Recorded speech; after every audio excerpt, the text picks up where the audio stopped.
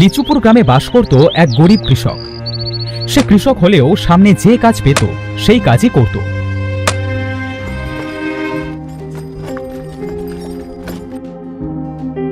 একদিন তার বউ বলল, ওগো, এভাবে আর কতদিন বাজার ঘাট করবে না শুনি? আজ যে বাড়িতে কোনো সবজি নেই, কি রান্না করব বলো তো? বউ, কোনো জায়গায় কোনো কাজ তো পাচ্ছি না, হাতে টাকা না থাকলে বাজারটা করি কি দিয়ে বলো তো? আমার নিত্যদিনের এই অভাব আর ভালো লাগছে না। কতদিন এই অভাবের যন্ত্রণা সহ্য করতে হবে তা কে জানে। দিবু মুখটা অন্ধকার করে বাইরে চলে এলো।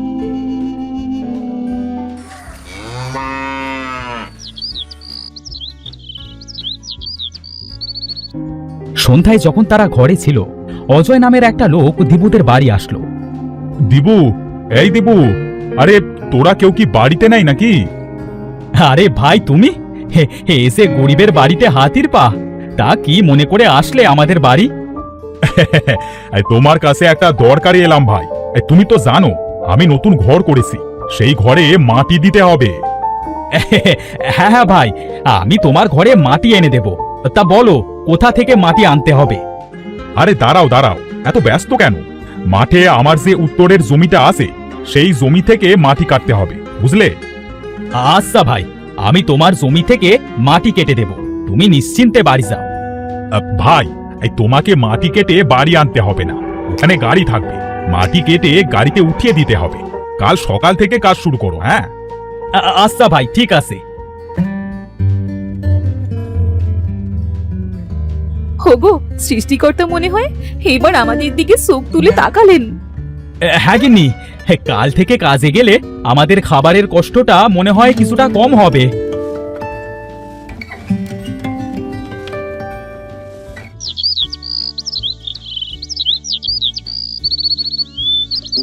পরের দিন সকালে দিবু মাটি কাটবার কাজে মাঠে গেল।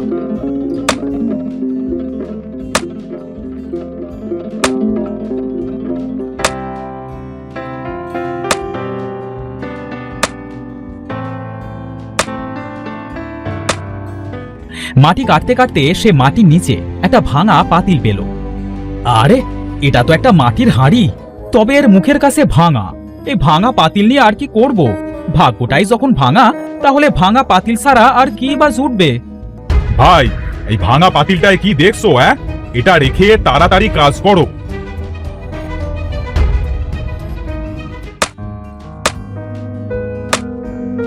দিবু মাটি কাটবার কাজ সেরে বিকেলে বাড়ি যাবার জন্য পা বাড়ালো। হঠাৎ তার পাশে রাখা হাঁড়িটার কথা মনে পড়ল। আরে, হাঁড়িটার কথা তো ভুলিয়ে গিয়েছিলাম, হাঁড়িটা নিয়েই যাই। আমাদের তো একটা হাঁড়ি, এই ভাঙা হাঁড়িতে না হয় চাল টাল রাখবো।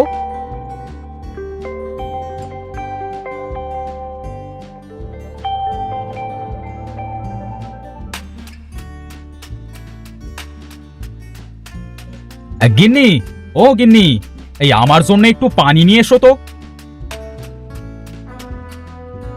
এই নাও পানি।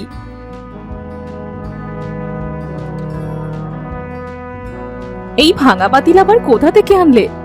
আর বলো না গিন্নি, মাটি কাটতে কাটতে পাতিলটা উঠে এসেছিল, তাই ফেলে না দিয়ে সাথে করে নিয়ে এলাম। ভালোই করেছো, চাল রাখার জন্য আমাদের ঘরে কিচ্ছুটি নেই, এটাই আমি চাল রাখবো। হ্যাঁ রাখো, সেটাই ভালো হবে। দিয়া পাতিলটা সুন্দর করে পরিষ্কার করে তাতে কিছু চাল রাখলো।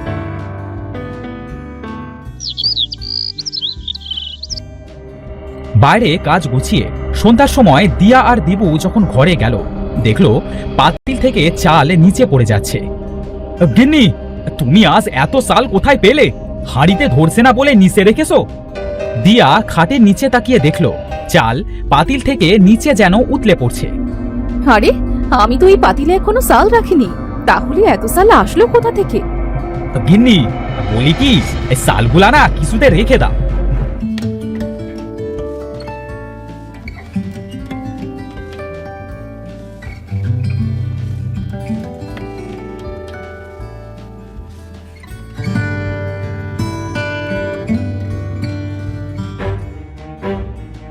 আরে দেখো, এই পাতিল আবার চালে পড়ে গেছে। এইটা তো জাদুর পাতিল মনে হয়, আমার কিন্তু খুব খুশি লাগছে। গিন্নি, আমাদের কষ্টের দিন বুঝি এবার শেষ হবে। শোনো গিন্নি, এই পাতিলের কথা যেন ভুলেও কেউ টের না পায়। আরে না না, কেউ টের পাবে না। তুমি এক কাজ করো, এই পাতিলের ভেতরে কিছু টাকা রেখে দেখো তো, টাকা হয় নাকি। যেই ভাবা সেই কাজ। দিবু পাতিলের ভেতরে টাকার একটা নোট রাখতে সম্পূর্ণ পাতিলটা টাকায় ভরে গেল। আরে বাপরে, এটা তো ভারী অবাক করা কথা। এখানে তো যে জিনিস রাখা হচ্ছে তার দ্বিগুণ হয়ে যাচ্ছে। আমরা তো রাতারাতি বড়লোক হয়ে যাব। হোগো, এই টাকা দিয়ে কাল অনেক বাজার করে আনবে। কতদিন হয় আমরা ভালো মন্দ কোনো খাবার খাই না। আনবো গিন্নি, আনবো।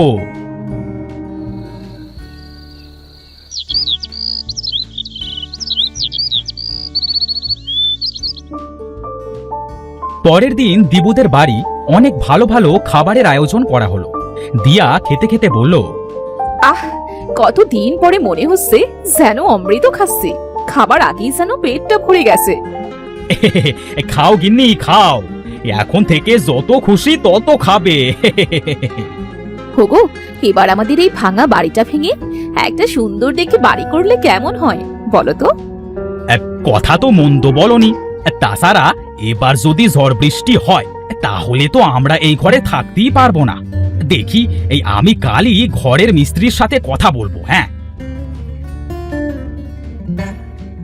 পরের দিন দিবু ঘরের মিস্ত্রির সাথে কথা বলে তাদের সেই পুরনো বাড়িটা ভেঙে সেখানে একটা সুন্দর দেখে নতুন প্রাসাদ করলো। আশেপাশের মানুষ তো দিবুর আঙুল ফুলে কলাগাছ হওয়াটা দেখে স্বাভাবিকভাবে নিল না। ভাই দেখেছিস, দিবু আমাদের মতো একজন গরিব কৃষক ছিল, আর হঠাৎ করে সে এত টাকার মালিক কিভাবে হলো? হ্যাঁ, সেটাই তো ভাই, গ্রামের সবাই তো তাই বলা বলি করছে। ভাই, আমরা আজ রাতে ওদের সব ঘর তল্লাশি করব। হ্যাঁ, দেখি এদের এত টাকার মালিক হবার কারণটা কি। হ্যাঁ হ্যাঁ ভাই, ঠিকই বলেছো। চলো আজ রাতে তাহলে গিয়ে দেখি ওদের টাকার রহস্যটা কি।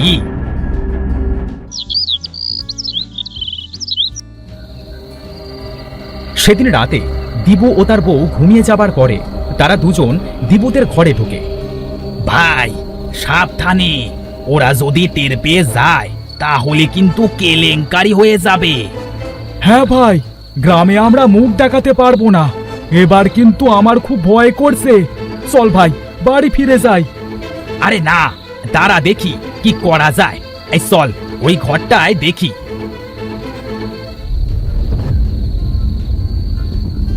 তারা ঘরের ভেতরে যেতে তাজু টেবিলে চোট খেয়ে টেবিলে থাকা ফুলদানিটা পড়ে যায়।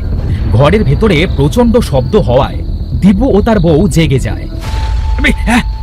গিন্নি, এই গিন্নি, তাড়াতাড়ি ওঠো, আমাদের বাড়িতে নিশ্চয়ই চোর কিছু এসেছে। হ্যাঁ, মনে হচ্ছে আমাদের হাড়িটার খবর কেউ পেয়ে গেছে। তাড়াতাড়ি ওঠো। ভাই তাড়াতাড়ি ওঠ, না হলে ওরা এক্ষুনি চলে আসবে। তারা দুজন দিবুরা আসার আগে ঘর থেকে বেরিয়ে গেল। দুজন ঘরে এসে দেখল একটা ফুলদানি ভাঙা, আর পাশে একটা বিড়াল ডাকছে। সাক, বাসা গেল। আমি তো ভাবলাম হাড়িটা বুঝি চোরে চুরি করতে এসেছে।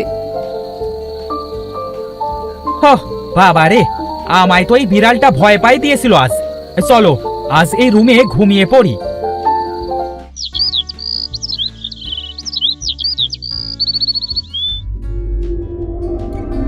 গিন্নি, আমার অনেক টাকা চাই। এই টাকায় আমার আর হবে না। আমি প্রতিদিন হাড়ির ভেতরে একটা করে টাকা নোট দেব, আর এক হাড়ি করে টাকা নেব। সেই টাকা দিয়ে আমি কোটিপতি হব। ওগো, বলিয়ে তো লোভ করতেছেও না। বেশি লোভ করলে শেষে কিন্তু সব হারাতে হবে। আরে গিন্নি, তুমি এটাকে লোভ বলছো কেন? এই টাকা পয়সা যদি নাই পাই তাহলে এই অকেজো পাতিল রেখে আর কি করব? ওটা ফেলে দিও। মুখে যা আসছে তাই বলে যাচ্ছ। যার জন্য এত কিছু পেলে তাকেই কিনা আজ অকেজো বলছো? এই তুমি চুপ থাকো। পাতিলটা আমি পেয়েছিলাম, আমি। এটা মনে রেখো, আমি এটা দিয়ে যেটা খুশি সেটা করতে পারি। হ্যাঁ, জ্ঞান দিচ্ছে। তাদের ঝগড়ার মাঝে একটা বুড়ি তাদের বাড়ি এসে বলল, মা, বাড়িতে কেউ আসো, আমাকে একটু সাহায্য করো মা। কি বলছো গো বুড়িমা? আমাকে একটু সাহায্য করো মা, আমার যে খুব খাবার কষ্ট, কিছু খাবার দেবে মা আমাকে? হ্যাঁ বুড়িমা, তুমি ভেতরে চলে এসো, আমি তোমাকে খাবার দিচ্ছি। দিয়া বুড়িকে নিয়ে ঘরের ভেতরে গেল। দিবু বুড়িকে দেখে বলল, এই কি হলো? এই বুড়িকে তুমি বাইরে থেকে বিদায় না করে ঘরের ভেতরে আনলে কেন? হ্যাঁ, কি বলছো তুমি বুড়িমার সামনে? ইনি ক্ষুধার্ত, তাই খেতে এনেছি। যাও একে বাইরে খাবার দিয়ে বিদেয় করো। স্যা, স্যা, স্যা, স্যা, স্যা, কি ময়লা দেখতে। হ্যাঁ, থাক বাবারা, তোমরা আমার জন্য নিজেদের ভেতরে আর ঝগড়া করো না, আমি চলে যাচ্ছি। বুড়ি কথা বলে তাদের বাড়ি থেকে চলে গেল। দিবু দিয়াকে বলল, এই তোমাকে আজ বলে দিলাম যে সে মানুষকে আমার বাড়িতে আনবে না, বুঝেছো? তুমি অনেক পাল্টে গেছো, আগের মতো আর নেই। আগে আমরা গরিব ছিলাম, তবে শান্তি ছিল। এখন এখন অনেক টাকা আমাদের, তবুও যেন কোনো শান্তি নেই। হ্যাঁ, যত সব অলুক্ষণে কথা। আমি এখন হাঁড়ির ভেতরে টাকা দেব। আমি ঘরে গেলাম, হাঁড়িটা নিয়ে এসো ঘরে। দিবু এই কথা বলে ঘরের ভেতরে চলে গেল। দিয়া হাঁড়িটা নিয়ে গেল দিবুর কাছে।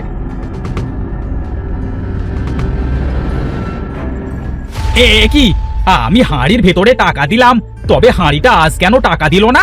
হ্যাঁ, তোকে আমি এই হাড়িটা দিয়েছিলাম কারণ তুই অনেক ভালো ছিলি, কিন্তু এখন তোর মনে অনেক অহংকার, তাই তোর থেকে আমি আবার সব কেড়ে নিলাম। না বুড়িমা, তুমি আমাকে ক্ষমা করে দাও। আমি আমার মনে আর কোনো দিনও অহংকার আনবো না। তোকে আমি অনেক দিয়েছিলাম, কিন্তু দিন দিন তোর চাহিদা এত বেড়ে গেল যে তা সীমার বাইরে চলে গেছে। তোর গরিবে মানাবে, টাকাতে নয়। এ কথা বলে বুড়িটা হাঁড়ি থেকে গায়েব হয়ে গেল।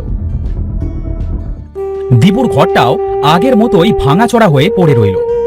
হ্যাঁ, সৃষ্টিকর্তা আমাকে পরীক্ষা নিয়েছে, তবে সেই পরীক্ষায় আমি পাশ করতে পারি নাই।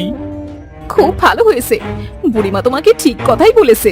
তোমাদের মতো মানুষদের টাকায় নয়, সেরা কাপড়েই মানায়। গিন্নি, গিন্নি, তুমি আমাকে ক্ষমা করে দাও। আমি আমার ভুল বুঝতে পেরেছি। তোমার ভুল নিয়ে তুমি থাকো, আমি তোমার মতো মোটা মাথা মানুষের সাথে আর সংসার করতে পারবো না। অনেক কষ্ট করেছি তোমার কাছে এসে। দিয়া এ কথা বলে দিবুর বাড়ি থেকে বেরিয়ে গেল। দু চোখ সেদিকে যায়, আজ সেদিকেই চলে যাব, আর ফিরবো না এর কাছে। আমি সব হারিয়ে ফেললাম, আমার আর কিচ্ছু থাকলো না। আমার লোভে পাপ হলো, আর পাপে ধ্বংস হলো।